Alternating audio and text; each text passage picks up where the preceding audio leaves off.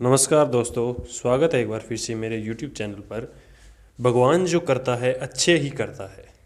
आज के ऊपर आप मेरे को एक कहानी सुनाते हैं। ये कहानी है दो ऐसे गांव की जहाँ की खुशहाली और समृद्धि हमेशा बनी रहती थी। इन गांवों का नाम था नंदी और रोहड़।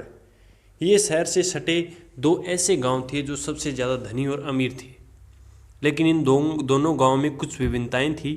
नदी गांव के लिए भगवान बहुत ज़्यादा मानते थे, लेकिन रोहड़ गांव के लोग ज़्यादातर लोग नास्तिक थे, भगवान को नहीं मानते थे। नंदी गांव के लोग सच्चाई की राह पर चलते थे, लेकिन रोहड़ गांव के लोग लोभी और मतलबी थे। एक बार की बात है, दोनों गांव में महामारी आती है, जिसकी वजह से नंदी गांव की सीमाओं को सुरक्षा देने वाले सारे कुत्ते मर जाते हैं, वहीं रोहड़ी गांव के कुत्ते ही मर जाते हैं।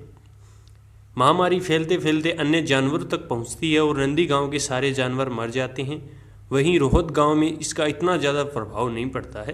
कुछ समय बाद नंदी गांव में एक नई घटना घटित होती है कि जिस तालाब से नंदी गांव को पानी आता था, वो तालाब धीरे धीरे सूखने लग जाता है, जिसकी वजह से अब नंदी गांव के लोगों को पानी की बहुत दिक्कत आती है।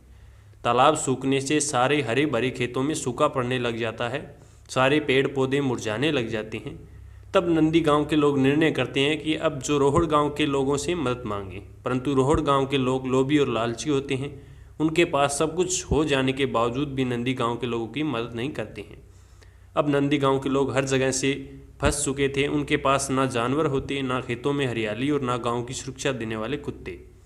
तो वह अपनी किस्मत को कोसते हैं, भगवान से कहते हैं भगवान ने उनके साथ बहुत बुरा किया।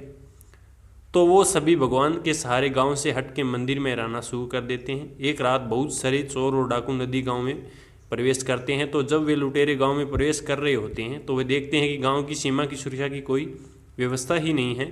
यहाँ न कोई जानवर है, न कोई गांव की हरियाली है, अर्थात इस गांव में कोई नहीं रहता। ये सोचकर लुटेरे आगे बढ़ जाते हैं। आगे बढ़कर जब रोहड़ गाँव में पहुँचते हैं तो देखते हैं कि गाँव की सुरक्षाकर्मी भी हैं, कुत्ते भी भौंकने लगते हैं।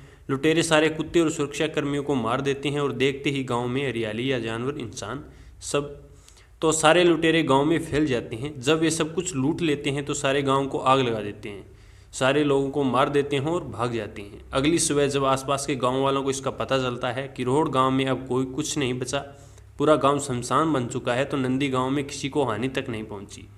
तब नंदी गांव के लोगों को समझ में आता है कि भगवान ने उनके लिए जो भी दिक्कतें और परेशानियां दी है उनमें उनका ही भला है, अर्थात जो होता है अच्छे के लिए होता है। इस कहानी से हमें यह सीखने को मिलता है कि हमारे जीवन में जो भी अच्छी या बुरी घटनाएं होती हैं उनके पीछे भगवान ने आपके लिए कुछ बेहतर और बड़ा सोचा है, बस शर्त है कि आप खुश रहें।